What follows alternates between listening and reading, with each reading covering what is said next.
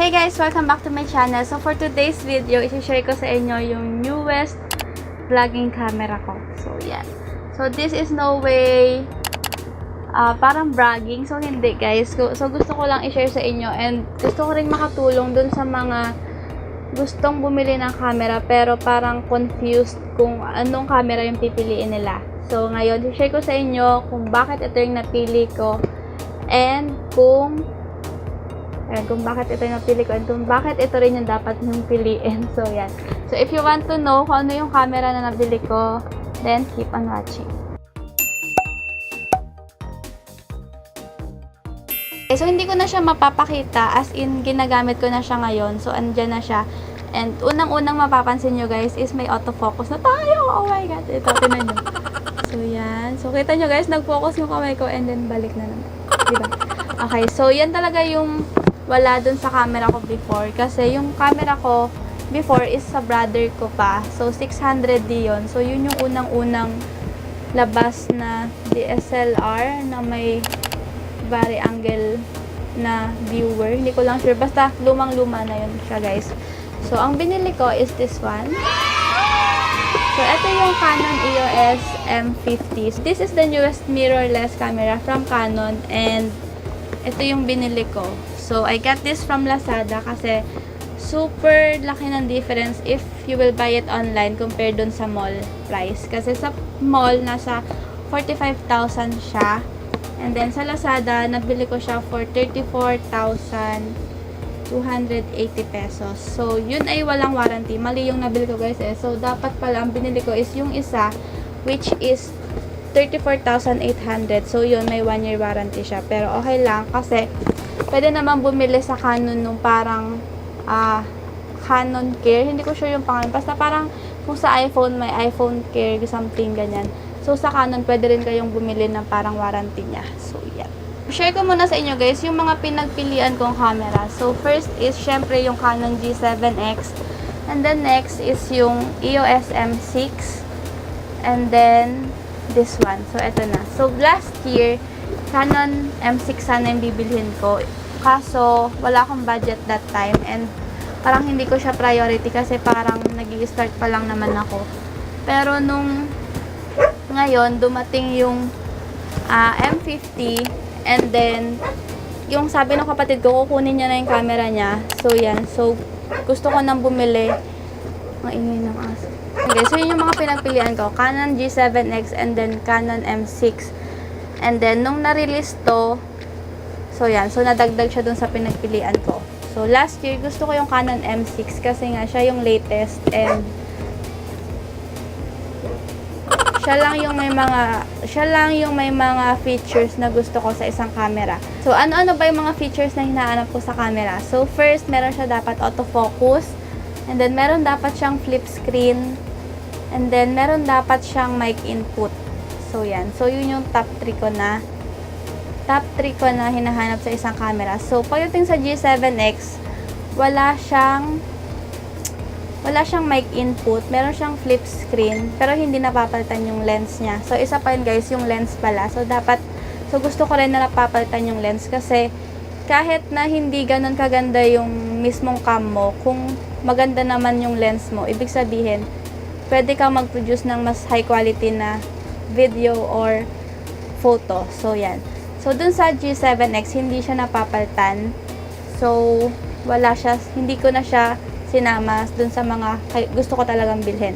And then, pagdating naman dun sa M6 and dun sa M50, pareho silang may flip screen, pareho silang may mic input, pareho silang napapalitan ng lens, and then, ayun, pareho silang may autofocus.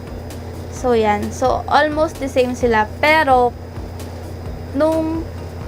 kung mapapansin nyo guys, dun sa M6, may problema siya pagdating dun sa mic input kasi yung yung hot shoe niya is nasa taas.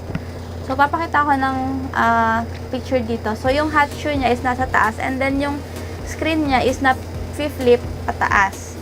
So, nakaganyan yung screen and then nandito yung mic. So, yan. So, ang iniisip ko kasi nun, paano kapag naglagay ako ng Rode mic. So, di mahaharangan yung screen niya. Pero marami naman kasi guys, parang workaround dun sa problem na yun ng M6. So, pwede nyo siyang ilagay sa side or bumili kayo nung ano ba yun? Yung parang hat shoe na dalawa yung pwedeng ilagay. So, okay na sana yun. Kaso naisip ko, parang masyadong matrabaho and masyado nang lalaki yung camera kasi nga may hat shoe para sa mic and then meron pa nung kailangan mo pa nung parang basta yung ganyan siya, double, dual, something. So, papakita ko sa inyo yung setup na ganon. So, masyado na siyang bulky kapag yun yung binili ko and kaya nga ako nag-decide na mag-mirrorless kasi maliit lang siya and madali siyang bitbitin. Ang maganda lang guys sa G7X, point and shoot siya. So, ayun. So, kung gusto nyo kagad mag-video, on mo lang siguro yun. Hindi pa ako nakakakap ng G7X. Pero, on mo lang and then automatic mag-open na yung lens. Unlike sa mga gantong mirrorless, kailangan mo pang tanggalin yung takip ng lens and kailangan mo pang i-unlock yung mismong lens para makapag-video ka. So, may extra steps sa pag-take ng pictures and video. So, yan. So, kaya ako nag-decide, guys, na kunin yung M50 kasi kung makikita nyo sa picture, yung, ayan. So, yan. So, kung makikita nyo sa picture, yung, yung screen niya is vari-angle. Meaning, katulad siya nung 600D ko or nung sa kapatid ko na nafi-flip pa harap and then, nagaganyan. Basta iba't iba. Kaso sa side siya. Hindi siya dito sa taas. So, yan. So, mas maganda yon kasi yung hat shoe niya dito. So, kung maglalagay ako ng video micro, pwede ko siyang ilagay dito. So, walang naabalang screen. So, may kita ko pa rin yung screen ko dito. So, yan. And then, hindi ko na kailangan maglagay ng extra hat shoe para hindi ko na kailangan maglagay ng extra hat shoe para sa mic kasi nga andito na sa taas and hindi naapektuhan yung yung screen. Unlike dun sa M6 na kailangan mo pang maglagay ng extra. May extra pa siya and bulky siya guys. Unlike dito sa M50, ang liit niya lang. Kasya siya sa bag ko na maliit. Kung walang laman yung bag ko. Pero kasya siya.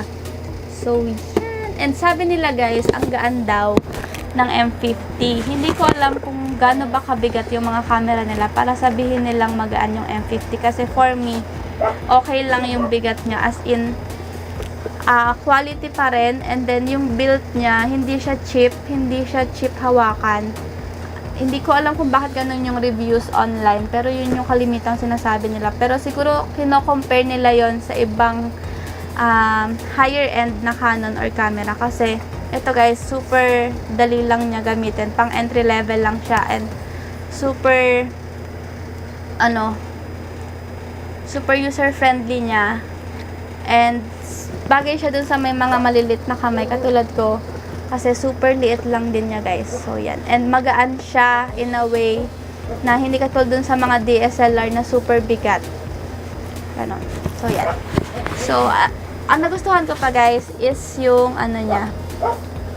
Ano ba yun? Yung app niya. Yung Camera Connect. So, meron siyang app dito. So, pag meron na kayong Canon EOS M50, pwede kayong mag-download ng app and then connect kayo sa kanya. So, yan. So, makikita nyo dito, meron siyang remote live view.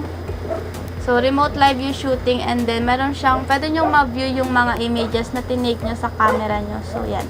So, ayun guys. So, sa remote live, pwede nyo makita yung sarili nyo habang nag-film. So, ayan guys.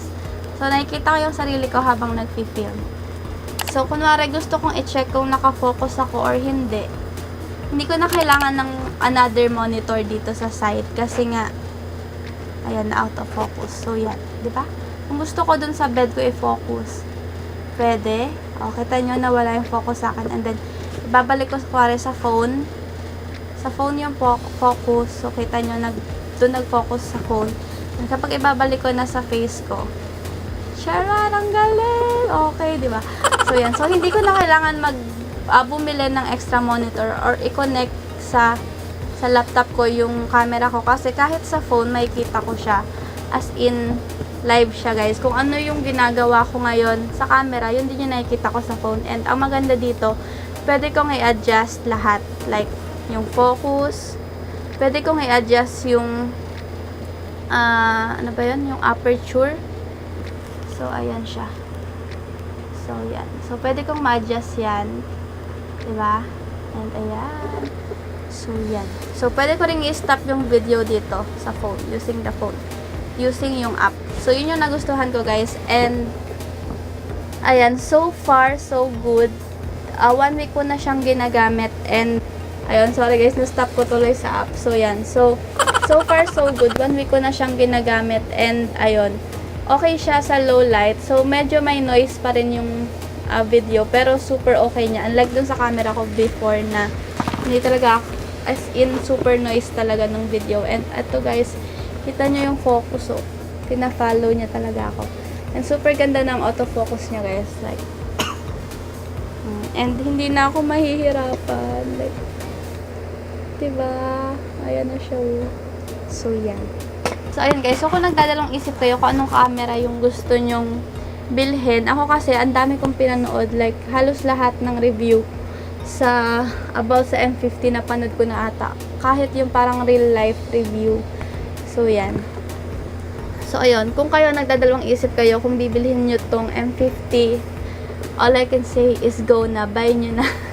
Bilhin nyo na guys kasi super worth it niya. So, for the price, so, ayun na lang. Doon na lang kayo mag-decide kung sa Lazada ba kayo bibili or sa mall. Kasi super laki ng difference niya. Pwede rin naman sa mga online shops. Pero mas mataas pa rin yung price nila compare doon sa Lazada.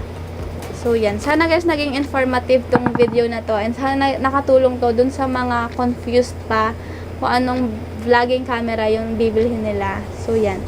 So, I hope you like this video guys. And thank you for watching. See you on my next one. Bye! And isa pa pala guys, nakalimutan kong idagdag na aside sa pwede nyo siyang gamitin as pang live view, pwede nyo rin siyang gamitin remote. Kunwari magpipicture kayo and wala kayong kasamang ibang tao. So, pwede nyo siyang gamitin remote. So, yan. Pwedeng pwede. So, yan guys.